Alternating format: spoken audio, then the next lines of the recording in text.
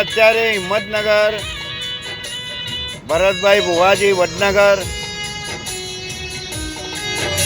સધી માતાના વધામણા કરવાના છે અને ભુવાજી ભરતભાઈના પણ વધામણા હિંમતનગરમાં એક પાર્ટી અમેરિકાના વિઝા લેવાના હતા, પણ એમના વિઝા પાસ થતા નહોતા.